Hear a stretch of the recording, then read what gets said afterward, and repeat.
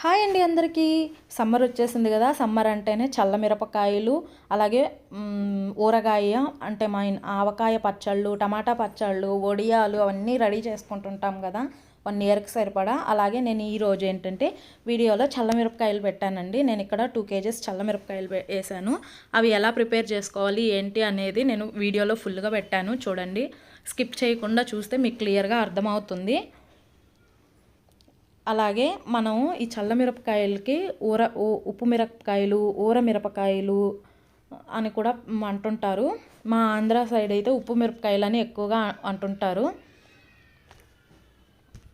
ఇవి పప్పుచారు, సాంబారు, ఆకుకూర పప్పు లేదా పెరుగన్నము వాటిల్లో సైడ్ డిష్గా కూడా యూస్ చేసుకోవచ్చు.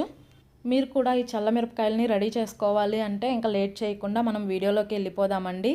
వీడియోని స్కిప్ చేయకుండా చూడండి. అలాగే మీ ఫ్రెండ్స్ అండ్ రిలేటివ్స్కి షేర్ చేయండి. అలాగే వీడియో నచ్చితే ఒక లైక్ చేయండి. లైక్ చేయడం మాత్రం మర్చిపోకండి. మీరు ఇచ్చే సపోర్ట్ వల్లే నేను ఇంకా మంచి మంచి వీడియోస్ని చేయగలను. చూడండి, ఇక్కడ నేను కొంచెం కారం లేని మిరపకాయలని 2 కేజీస్ తీసుకున్నాను. అలాగే ఇక్కడ నా దగ్గర రైస్ బౌల్ ఉంటే అది కూడా తీసుకున్నాను.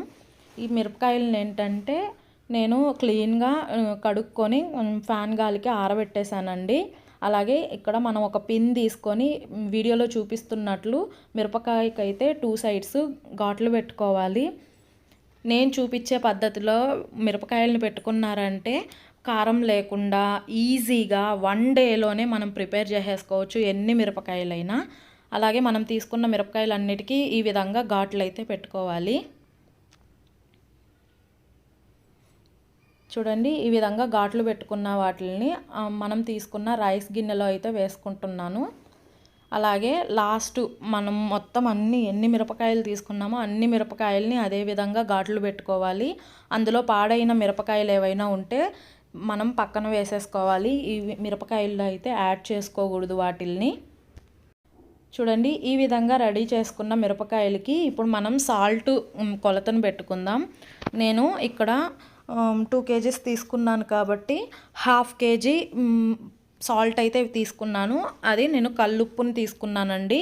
నేను ఇక్కడ చూపించే గ్లాస్ అయితే ఇది 300 గ్రామ్స్ ఉంటుంది. నేను 1/2 కేజీ తీసుకొని ఈ విధంగా పచ్చిమిర్చి పైనే వేసేసుకున్నాను. అదేవిధంగా 400 ml వాటర్ తీసుకున్నానండి.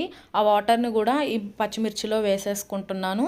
ఇప్పుడు దీన్ని మనం గ్యాస్ మీద పెట్టుకొని జస్ట్ 2 to 3 బాయిల్ అయ్యే విధంగా, అంటే మనం పచ్చిమిర్చి అంతా బాయిల్ అయ్యే విధంగా మనం ఎగరేసుకుంటూ బాయిల్ చేసుకోవాలి. జస్ట్ ఒక్క పొంగు వచ్చిందంటే మీకు పచ్చిమిర్చి అంతా బాయిల్ అయిపోతుంది. చూడండి, వీడియోలో చూపిస్తున్నట్లుగా ఈ విధంగా మనం పచ్చిమిర్చిని అంతా కిందది పైకి పైది కిందకి అట్లా ఎగరేసుకుంటూ కలుపుకుంటూ బాయిల్ చేసుకోవాలి. ఇట్లా బాయిల్ చేసుకున్న పచ్చిమిర్చిని ఏంటంటే కంప్లీట్గా రూమ్ టెంపరేచర్ వచ్చేంత వరకు చల్లారబెట్టాలండి. అలాగే నైట్ అంతా కూడా అలాగే వదిలేయాలి. కాకపోతే నేను ఇక్కడ తీసుకునింది అల్యూమినియం గిన్నె కాబట్టి ఇది సాల్ట్ గిన్నె పాడైపోతుంది కాబట్టి నేను చల్లారాక ప్లాస్టిక్ దాంట్లోకి కన్వర్ట్ చేసుకున్నాను. ఈ మిరపకాయలే కాదండి, మనం పెట్టే ఏదైనా సరే సాల్టెడ్ రిలేటెడ్ ఐటమ్స్ మనం స్టీల్ గిన్నెల్లో కానీ అల్యూమినియం గిన్నెల్లో కానీ పెట్టకూడదు. అంటే గిన్నెలు పాడైపోతాయి కాబట్టి. చూడండి, ఇట్లా ప్లాస్టిక్ దాంట్లోకి తీసుకున్నాక మరుసటి రోజు మంచి ఎండకి ఇట్లా మళ్ళీ ఒకసారి కింద పైకి కిందకి కలిపెట్టుకున్న తర్వాత ఎండలో అయితే ఆరబెట్టుకోవాలి. చూడండి, ఈ వాటర్ అంతా ఎలాపరేట్ అయ్యేంత వరకు ఎండలో పెట్టుకోవాలి. నేను అది కూడా వీడియోలో క్లియర్గా చూపిస్తున్నాను. చూడండి, రైస్ బ్యాగ్ని 2-3 సైడ్స్ కట్ చేసుకొని ఇట్లా వెడల్పుగా చేసుకున్నాను. ఇప్పుడు మనం తీసుకున్న చల్ల మిరపకాయలని ఏంటంటే ఈ రైస్ బ్యాగ్ మీద ఇట్లా ఎండలో ఆరబెట్టుకోవాలి. కొంచెం పలచగా ఆరబెట్టుకున్నామంటే త్వరగా ఆరుతాయి. అదే రోజు ఈవినింగ్ ఈ మిరపకాయలని తీసుకొని మళ్ళీ మనకు వాటర్ ఉన్నాయి కదా, ఇంకా ఆ వాటర్లో వేసేసుకోవాలి. ఈ విధంగా వాటర్ అంతా అయ్యేంత వరకు మరుసటి రోజు ఎండబెట్టడం, అదే రోజు సాయంత్రం ఈ విధంగా వాటర్లో వేసి కింద పైకి కిందకి ఇట్లా ఎగరేసుకుంటూ ఉండాలి. అట్లా వాటర్ అయ్యేంత వరకు, అంటే 2 to 3 డేస్లో వాటర్ అయిపోతాయి కాబట్టి ఆ 3 డేస్ ఇట్లానే చేయాలి.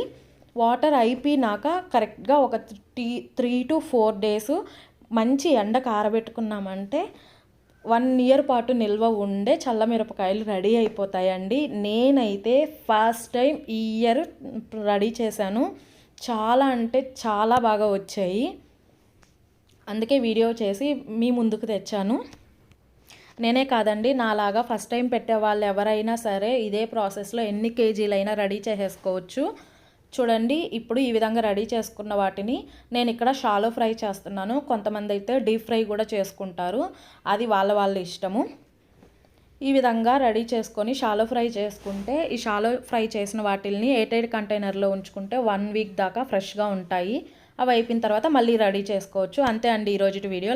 నచ్చితే లైక్ చేయడం మర్చిపోకండి, అలాగే సబ్స్క్రైబ్ చేసుకోవడం అంతకన్నా మర్చిపోకండి.